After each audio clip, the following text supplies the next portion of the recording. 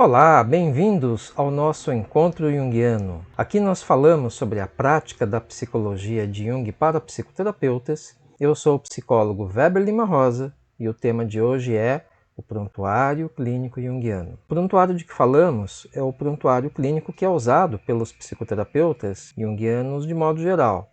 Mas é importante ressaltar que quando se fala de prontuários clínicos, a depender da categoria profissional que faz a psicoterapia, por exemplo, psicólogos, psicanalistas, arteterapeutas, cada respectiva categoria pode ter um padrão específico que é adotado.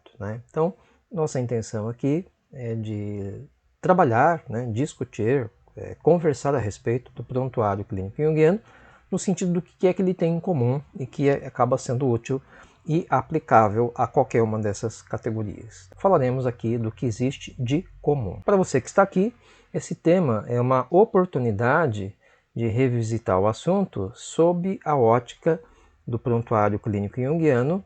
Não pretendemos aqui esgotar o assunto, mas pensar os pontos relevantes que seguramente aumentarão o benefício que o seu trabalho terapêutico trará para os seus pacientes e também para você, como um profissional da área da psicoterapia. Psicoterapeutas e pacientes se beneficiam todos os dias com prontuários clínicos bem feitos. Pacientes, por exemplo, eles se beneficiam no sentido de que os prontuários podem servir de informação que subsidia processos jurídicos, processos administrativos das mais diferentes formas. Uma mulher que fazia psicoterapia, ela acabou cometendo suicídio. E durante a investigação que se deu a partir daí, porque suicídio é considerado uma morte violenta e a Polícia Civil realmente investiga para ver se não foi assassinato ou coisa do tipo, durante o processo de investigação, suspeitou-se que o marido pudesse ter sido omisso nos cuidados para com sua esposa. Durante o processo, foi apresentada a seguinte informação. A própria paciente começou a fazer a psicoterapia meses antes, porque, olha só, o marido havia feito o agendamento para ela. Então, veja, uma simples informação no prontuário, a informação de quem é que entrou em contato com o terapeuta para fazer o agendamento da primeira consulta, trouxe a informação que desvelou a suspeita de que o marido eventualmente pudesse ter sido omisso. Uma outra evidência agora de que terapeutas, o profissional da psicoterapia também se beneficia de um prontuário clínico bem feito, o principal benefício é a estruturação do raciocínio clínico que nós fazemos durante o nosso trabalho. Outra evidência de que nós podemos ter benefícios como profissionais ao fazer a terapia é porque o registro do prontuário, além de servir como memória de hipóteses que a gente vai levantando ao longo do tempo, ele acaba se tornando um memorial de todo o raciocínio clínico que fazemos a partir da fundamentação teórica que adotamos. Então, por esses motivos, temos aí a vantagem, o benefício de se fazer um raciocínio clínico registrado no prontuário. Bom, quando a gente fala aí de prontuário clínico junguiano, tem gente que acredita que para se fazer um prontuário clínico, você precisa fazer algo que dá muito trabalho. O que não é verdade. O que você precisa ter é apenas uma coisa: disciplina. Não é à toa que as nossas sessões de atendimento são por volta de 50 minutos, porque você tem 10 minutinhos para, assim que se despede do paciente, fazer um registro sucinto dos principais pontos que foram colocados. Então, entendido dessa maneira, vemos que, ao contrário de que muita gente diz, fazer prontuário clínico não dá tanto trabalho assim. Há quem diga o seguinte: mas fazer um prontuário clínico mais estruturado é algo que é muito complicado. Não, não é. Ele é complicado se você coloca informações a esmo, informações aleatórias. Mas na medida que você coloca informações estratégicas, informações que são úteis para estruturar o trabalho e o raciocínio clínico que você vai fazer, você vai ver que ele não é nada complicado. Ao contrário, ele acaba sendo até um prontuário mais simples, mas que traz as informações que você precisa ou informações que você precisará na decorrência da realização da sua atividade. Há também quem diga o seguinte: mas um prontuário clínico é algo que eu vou fazer em papel, ele vai ficar registrado, vai precisar ficar guardado, vai precisar ocupar espaço em arquivo. Bom, Isso é verdade, é um fato. Todavia, hoje nós podemos fazer um prontuário clínico eletrônico, que tem muitas vantagens quando comparado ao prontuário físico em papel. Então, quando pensamos no prontuário clínico, podemos imaginar que há um jeito errado de se fazer. E qual que é o jeito errado? Você colocar informações sem critério, né? O que vai acontecer? Você vai ter simplesmente um agrupamento de informações que foram registradas aleatoriamente e que efetivamente acabam não te ajudando no seu raciocínio. E qual que é o jeito certo? É você estruturar o prontuário a partir de uma orientação teórica, técnica, no nosso caso, a fundamentação da psicologia de Jung, que coleta informações estratégicas que nortearão o nosso raciocínio. Tá bom, então como é que a gente faz isso? Por registrar atos, né, informações de atendimentos que foram realizados, e acaba se consolidando efetivamente como um registro do histórico do atendimento. Conforme o paciente nos traz uma informação, por exemplo, eu briguei com meu chefe, finalmente consegui brigar com ele, consegui falar para ele que eu não concordava, né, no dia tal. Então, essa é uma informação que você pode usar lá na frente depois para orientar uma linha de estratégia que você pode usar com o seu paciente, para avaliar o quanto que ele caminhou na sua habilidade, o quanto não caminhou, se ele conseguiu conversar com o chefe, apresentar discordância, mas virou uma briga, né? É sinal de que talvez ele tenha entrado forte demais. Então você tem uma informação registrada com data, no dia tal, o paciente falou tal coisa, parará, no sentido de que quando você conversar com ele novamente, você consegue falar, olha, você tem exagerado na maneira como quando você é assertivo. Nossa, mas como assim? Por que você me fala isso, terapeuta, né? E você pode falar, olha, olhando no seu prontuário aqui, no dia tal aconteceu isso com tal pessoa, neste outro dia aqui tal, você falou que aconteceu algo semelhante com essa outra pessoa. Então, ele acaba se consolidando um verdadeiro registro do histórico dos atendimentos. Se você é psicólogo, a existência do prontuário clínico, ele não é só estratégico, mas ele também é algo de uma exigência de resoluções do Conselho Federal de Psicologia. Outro benefício é o acompanhamento da evolução do paciente. Então, o histórico, ele traz o registro, a foto do momento de diferentes semanas, de diferentes meses, e quando você olha no conjunto, você consegue acompanhar, né? Onda por onda, momento por momento, qual foi o ciclo de desenvolvimento e a evolução do seu paciente. E claro, também é importante no sentido de que nos permite revisitar e relembrar os insights que realizamos no decorrer desse trabalho. Como falávamos, é possível que façamos o nosso prontuário em papel, em formulário, a partir de um registro físico, mas nós temos dificuldades aí. Justifica falar-se de acúmulo de papéis quando você tem ele fisicamente, e o papel fisicamente presente traz a seguinte desvantagem: ele pode ser extraviado, o bicho pode comer, literalmente, né? Pode pegar umidade, ele vai deteriorando ao longo do tempo. Já o formato eletrônico, ele tem a vantagem de que não consome espaço físico, é fácil de ser acessado, inclusive se você está fora do seu consultório. Então, se você tem o seu prontuário eletrônico armazenado em uma nuvem, né, como por exemplo Google Drive, OneDrive da Microsoft, basta acessar de qualquer lugar que tenha acesso à internet, você tem o acesso imediato às informações que você precisa. Já imaginou? De repente você viajando, você precisa fazer um atendimento online com o seu paciente, você tem ali o prontuário, não só para você consultar o que já estava escrito, mas como para você também registrar o que foi feito naquele atendimento durante sua viagem, por exemplo. Comparando com o papel. O papel, eventualmente, qualquer pessoa que entra no seu consultório e tem acesso ao seu arquivo, ele vai lá e consegue ter acesso físico ao papel, ele consegue pegar o papel e ler.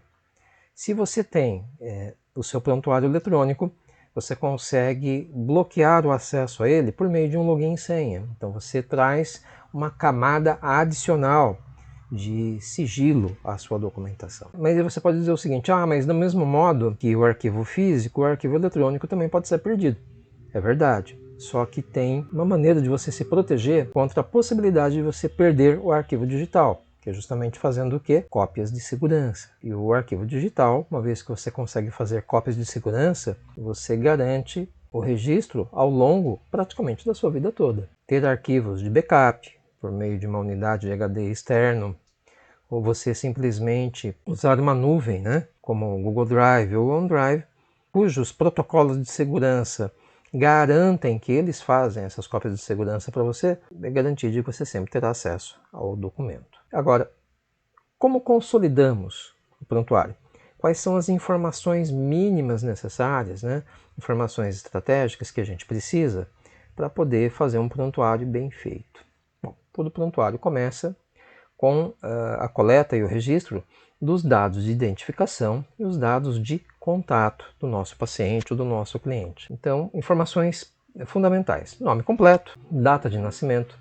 A data de nascimento é importante porque ela permite que a gente calcule em qualquer época do ano a idade exata do paciente, além de servir também como informação complementar para a identificação dele.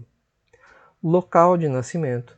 O local de nascimento é importante porque ele nos dá a informação do contexto cultural do paciente. Então imagine que de repente você tem um paciente que nasceu no Rio Grande do Norte, né, Nordeste do Brasil. Ele foi criado, né, em um contexto cultural muito diferente de quem nasceu e foi criado, por exemplo, no Rio Grande do Sul, que tem um contexto cultural diferente. Os contextos culturais diferentes podem favorecer, por exemplo, determinados aspectos da estrutura de personalidade do nosso paciente, né? É uma informação extremamente importante para nós que estamos em um país que é enorme, continental, e que tem diferentes regiões e tem diferentes culturas. Ainda mais importante essa informação quando nós atendemos pacientes que são estrangeiros, né, que nasceram em outros países. Então, digamos que de repente você atenda um paciente que é um cidadão do Reino Unido.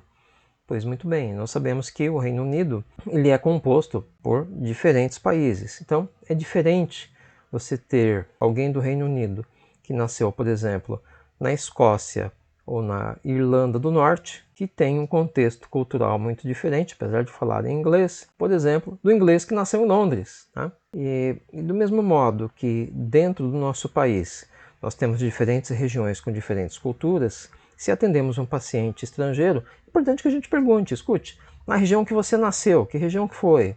A sua região tem uma cultura, um costume, um hábito que é diferente de outras regiões do mesmo país? Porque se tiver, esse é um dado que a gente precisa correr atrás. Né? Outra informação importante, dados de contato. E aí, por questão de praticidade, é importante que a gente tenha como dado de contato o endereço completo, para o qual a gente possa emitir, né, uma correspondência. Então, endereço completo, solicitando complemento, CEP, né, números de telefone, minimamente pelo menos telefone celular e mais um telefone fixo. O telefone celular é importante para que a gente possa fazer um contato por WhatsApp com nossos pacientes, e hoje a nossa prática mostra que, em geral, o nosso primeiro contato é pelo WhatsApp, né? E e-mail. O e-mail é interessante porque você pode enviar informações, orientações, encaminhamentos por e-mail, e isso serve de prova, né? Fica registrado lá. Por exigência legal, para identificação correta da pessoa que atendemos. É importante que, se brasileiro, nós tenhamos o número do RG, né? O número da identidade do paciente, e também o CPF. O CPF por uma questão prática, né? Se o paciente requerer, fizer necessidade do uso do recibo para fins de abate no imposto de renda, a gente precisa ter essa informação. Outro dado importante, estado civil e filhos. Havendo filhos, as idades, e eu gosto de, inclusive, colocar essa informação na ordem do nascimento dos filhos, né? Incluindo aí a informação de que se houve alguma gestação perdida, né? Eventualmente algum aborto durante a gestação, ou nascimento, né, como se disse, de algum bebê já em óbito, né, o natimorto. Estado civil, religião, tanto a religião de origem da qual o paciente foi criado, e a religião atual, porque muitas vezes isso pode ser diferente. Profissão e escolaridade também é importante, até porque isso nos permite fazermos associações com diferentes aspectos da vida do paciente, incluindo aí a vida profissional. E eu faço o registro da mesma informação dos pais, né? Qual era a profissão que os pais tinham, qual era a escolaridade que os pais tinham. Por fins estratégicos, eu pergunto para o paciente qual é o herói favorito da infância dele? Qual o personagem favorito, né, da infância dele? Em que sentido? Em geral, as crianças acabam se identificando com algum personagem fictício, muitas vezes até um personagem religioso. E esse personagem com o qual a criança se identifica revela o mitologema pessoal dessa pessoa. Então, se tem uma criança, por exemplo, que se identificou com o Homem de Ferro, né? Quem que era o Homem de Ferro? Era um homem rico, mas que em função de um acidente precisou usar um dispositivo no peito que alimentava o funcionamento de uma armadura toda high-tech. Então, um paciente, por exemplo, que fazia o enfrentamento do mundo por meio de uma armadura resistente, que lhe permitia voar, lhe permitia tomar tiros e ficar invulnerável. Será que essas características também não falam muito de aspectos emocionais, de expectativas, de fantasias, de medos, de enfrentamento do mundo que eventualmente essa criança poderia ter? Dados de contato, dados de endereço, nos abre a possibilidade do atendimento online. Quando falamos do atendimento online, é fundamental que tenhamos registrado o endereço onde o nosso paciente está localizado durante o atendimento. Em geral, no atendimento online, o atendimento online acaba acontecendo no endereço residencial. Mas pode acontecer também que seja no endereço de trabalho. Então é importante a gente ter essa informação. Ou então ainda no endereço, sei lá, da casa da avó, onde ele foi passar alguns dias. Por que é importante a gente saber essa informação de onde a pessoa está? Digamos que de repente o paciente tem um surto e durante este surto ele te diga: muito bem, eu vou sair daqui agora e vou cometer suicídio. À distância, se você não sabe onde ele está, você não sabe em que endereço ele está, como que você pode, por exemplo, avisar alguém ou eventualmente até encaminhar uma ambulância que possa fazer algum pronto-socorro? Não tem jeito. Então é necessário que tenhamos a informação. Se o paciente está fora de casa, ou mesmo que esteja dentro de casa, eu agrego ao prontuário uma outra informação, que é o de contato de uma pessoa, um contato de emergência de uma pessoa que está próximo, né, do local onde ele esteja. O exemplo do suicídio foi muito radical, mas digamos que você está com um paciente e você simplesmente vê que ele desmaia e cai da cadeira, né? Caiu, sei lá, teve hipoglicemia, desmaiou. Ok, você tem o endereço, você pode ligar para a emergência, mandar uma ambulância, mas aí tem aquela questão estratégica, né? Como é que os paramédicos e enfermeiros conseguem estar dentro da casa, se o paciente está desmaiado e a porta da casa está trancada, né? Mesmo assim vai demorar um certo tempo para a ambulância chegar até o local. Então é conveniente que tenhamos o contato de uma pessoa de emergência que possa ter acesso ao paciente muito rapidamente, né? Praticamente imediatamente. Por exemplo, para abrir a porta para a equipe de saúde que irá fazer o atendimento. Então é necessário que a gente tenha, como parte do prontuário, essa informação de onde o paciente está e o contato de uma pessoa de emergência. E se o nosso paciente está localizado em outro país, do mesmo modo pegamos essas informações, mas a gente não pode esquecer de pegar a informação com o próprio paciente de qual é o telefone do respectivo serviço de emergência do país onde o paciente está, né? Para que a gente consiga ligar no número correto e fazer aí um pronto atendimento. Coletados os dados de contato, coletados dados e informações aí a respeito que nos permitam um atendimento online, é importante que tenhamos no nosso prontuário informações dos atendimentos propriamente dito. Tenho lá o meu cabeçalho com todas as informações. Passo seguinte data do primeiro atendimento. Isso nos permite um registro cronológico das informações conforme os atendimentos subsequentes, mas já no primeiro atendimento a informação de qual é a demanda que foi apresentada. E aqui é importante a gente lembrar que há dois tipos de demanda. Existe a chamada demanda manifesta e a chamada demanda latente. A demanda manifesta é aquela demanda que o paciente falou. Então, de repente, o paciente pode falar assim: nossa, psicoterapeuta, eu estou aqui porque tenho dificuldades de relacionamento, também não converso bem com a minha esposa, tenho algumas dificuldades nesse sentido. Então, é a demanda que o paciente falou. Só que conforme você vai trabalhando nos atendimentos subsequentes, o paciente começou a pegar mais confiança em você e de repente ele fala o seguinte: não, sabe o que que é? Esse negócio de dificuldade no relacionamento com as pessoas é real, também existe, mas o que mais justificou eu chegar aqui é porque eu tenho uma dificuldade com a minha sexualidade, por exemplo, né? Então, o paciente precisou trazer um outro contexto, né, que orbita o contexto principal, para que depois ele pudesse ter coragem, né, de dizer para você qual que é a demanda que justificava a presença dele que ele não conseguia falar antes. Às vezes nem o próprio paciente tem a consciência desta demanda concreta, diferente da demanda que foi apresentada, né, que é a demanda latente. Então, quando o paciente tem essa consciência e fala depois, ok, falou, registrou, começa a se trabalhar com essa informação a partir daí.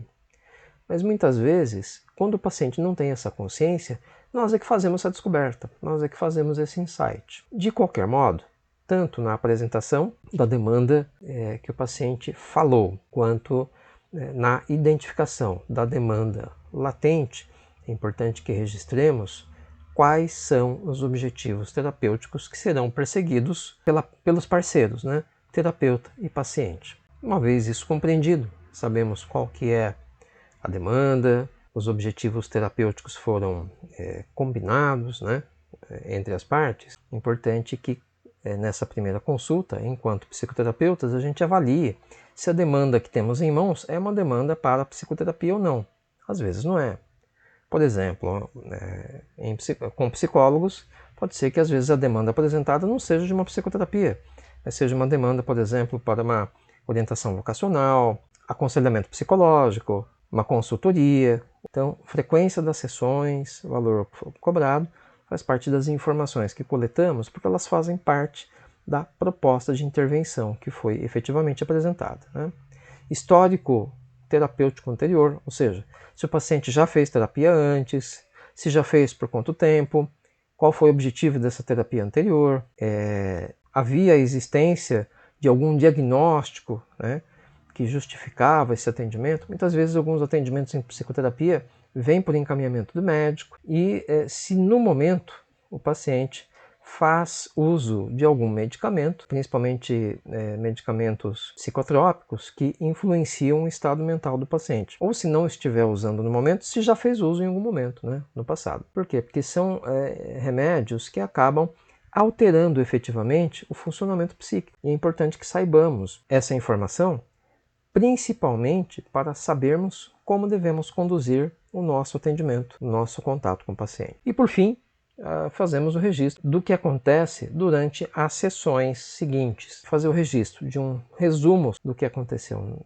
na sessão, algum sonho que foi apresentado, a anotação também de todo tipo de feedback, insight, interpretação e até encaminhamento que eventualmente fazemos, né, para que o paciente seja avaliado por profissionais de outras áreas, quais foram as hipóteses que levantamos durante o atendimento, até para que possamos acompanhar essa hipótese nas sessões subsequentes com a finalidade de confirmarmos ou refutarmos, né, cada hipótese apresentada, e fazemos, obviamente, a anotação do raciocínio técnico, né, da compreensão fundamentada na abordagem teórica junguiana, que é a abordagem que utilizamos para os nossos atendimentos. Dessa maneira, nós vemos que um prontuário clínico não é algo difícil, trabalhoso, complicado de ser feito.